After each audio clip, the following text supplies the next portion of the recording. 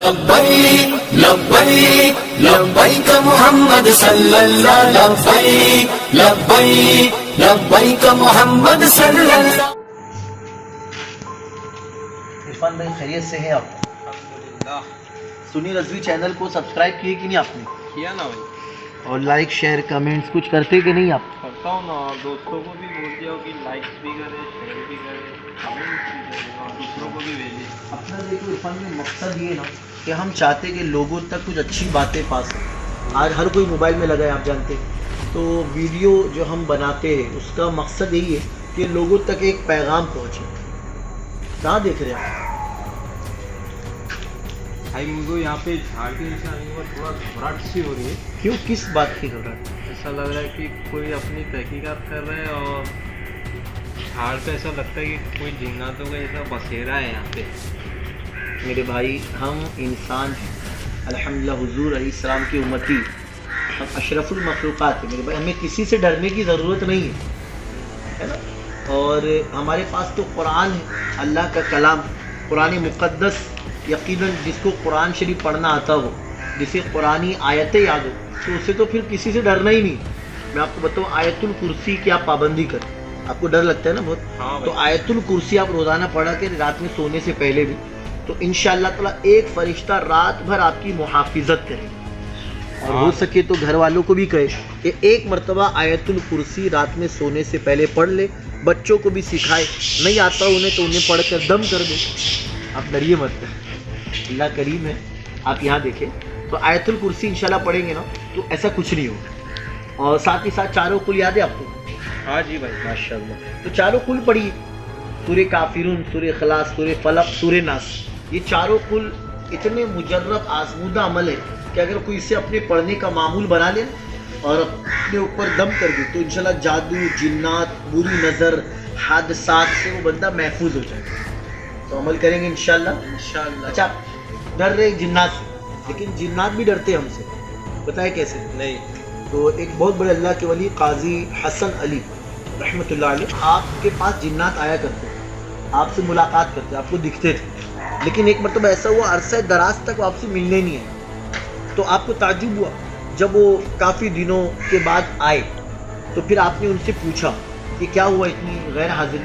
تو انہوں نے بتایا کہ دراصل آپ کے پاس میں لیمو تھا، لیمن، جس کی وجہ سے ہم نہیں ہیں.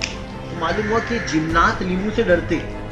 اگر آپ کو ڈر لگ رہا ہو، آپ رات کے 2 بجے کہیں سے آ رہے ہو، تو ایک لیمو آپ اپنے پاس میں رکھیں تو انشاءاللہ وہ آپ کے قریب نہیں ہے. ساتھ ہی ساتھ میں آپ کو بتاؤں کہ حدیث مبارکہ میں رحمت عالم صلی اللہ علیہ وسلم نے فرمایا سفید مرغ اپنے پاس رکھو، کیونکہ جس گھر میں سفید مرغ ہوگا نا، وائٹ مرغا، تو انشاءاللہ تعالیٰ اس گھر والوں پر جنات کا اثر نہیں ہوگا اور اس گھر والوں پر جادو کا بھی اثر نہیں ہوگا. یہ حدیث مبارکہ میں. اور میرے آقا علیہ السلام سفید مرغ سے اتنی محبت فرماتے کہ میرے آقا علیہ السلام نے فرمایا سفید مرغ یہ میرا دوست ہے، سبحان اللہ. یہ میرا دوست ہے اور میں اس کا دوست ہوں. اور جس نے اسے برا کہا، جس نے اس سے دشمنی کی، اس نے مجھ سے دشمنی کی. اللہ. اور میرے آقا علیہ السلام فرماتے کہ سفید مرغ کی آواز جہاں تک جاتی ہے نا، جب وہ اذان ککرکو ہے نا، تو آقا علیہ السلام فرماتے جہاں تک اس کی آواز جاتی ہے وہاں سے شیاطین، خبیث جنات بھاگ جاتے ہیں. تو ہو سکے تو آپ اپنے گھر میں سفید مرغ پالیے، ہے نا. بہت سے لوگ کو شوق ہوتا ہے، کوئی گھر میں مچھلی پالتا ہے، کوئی کبوتر پالتا ہے، کوئی طوطا پالتا ہے. تو میں آپ کو کہوں گا آپ اگر چاہے تو سفید رنگ کا مرغا پالیں تو انشاءاللہ تعالیٰ آپ کے گھر میں رحمت برکت بھی ہوگی. وہ اذان کہے گا تو انشاءاللہ گھر سے بلائیں بھی دور ہوگی. اور ایک حدیث مبارکہ مجھے یاد آئی، میرے آقا علیہ السلام فرماتے ہیں جب مرغ کو اذان دیتا سنو، جب مرغ باندھ دے نا اذان، تو اس وقت دعا مانگو. کیوں؟ کیونکہ وہ عرش پر آسمان کو دیکھتا ہے. سبحان اللہ. اور آسمان پر عرش میں ایک فرشتے کو دیکھتا ہے، اور وہ فرشتہ جب اللہ کا ذکر کرتا ہے تو پھر وہ مرغ بھی زمین پر اللہ کا ذکر کرتا ہے. سبحان اللہ. تو حدیث مبارکہ میں کہ جب مرغ کو بانگ دیتا سنو، اذان دیتا، تو اس وقت دعا مانگو. اور جب گدھے کو روتا ہوا دیکھے، آواز کرتا ہوا، تو اس وقت لا حول پڑھو. کیونکہ جب گدھا کب کہتا ہے معلوم؟ جب وہ آواز کب کرتا ہے؟ جب شیطان کو دیکھتا ہے.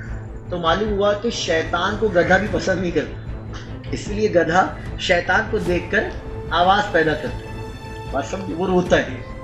تو جب گدھے کو آپ دیکھو جب وہ آواز کرے تو آپ لا حول ولا قوت الا باللہ پڑھ دو، ہے نا.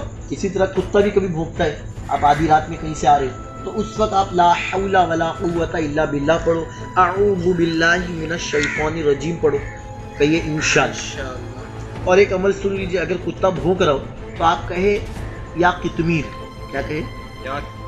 یا قطمیر، یا قطمیر. اگر آپ یہ کہیں گے نا، کیونکہ یہ وہ کتا ہے جو اصحاب کہف کا تھا، آپ نے سنا ہوگا واقعہ اصحاب کہف کا، یہ وہ کتا کہ جو قیامت کے دن انشاءاللہ جنت میں داخل ہو. تو اگر کوئی دنیاوی کتا بھونک رہا ہو اور آپ جا رہے ہو، آپ کو ڈر لگ رہا ہے، آپ فیملی کے ساتھ میں ہو یا دوست احباب کے ساتھ میں، رات کافی ہو چکی، تو آپ ڈرے نا، آپ بھاگے نا. اکثر ہوتا ہے کہ انسان جب بھاگتا ہے تو کتا پیچھے آتا ہے. اسی طرح جنات سے جو لوگ ڈرتے تو جنات ان کو ڈراتے، لیکن آپ نہ ڈریں. آواز آ رہی ہے تو پڑھ لیجیے لا حول ولا قوت الا باللہ العلی العظیم. لا حول ولا قوة الا باللہ العلی العظیم. اعوذ باللہ من الشیطان الرجیم. اعوذ باللہ من الشیطان الرجیم. الحمدللہ. خاموش ہو گئے نا؟ ہاں تو یہ اللہ کا کرم، آپ پڑھیں انشاءاللہ، پھر دیکھیں. اور یاد رہے کہ ہم غلام غوث ہیں، الحمدللہ. ہم غلام مدار ہیں، الحمدللہ. ہمیں کسی سے ڈرنے کی ضرورت نہیں ہے.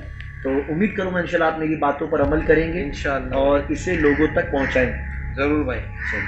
اللہ تعالی ہم سب کو عمل کی توفیق عطا فرمائے. آمین. صلی اللہ علی محمد صلی اللہ. دم مدار بیڑا پا یا غوث المدد. صلی اللہ علیہ وسلم.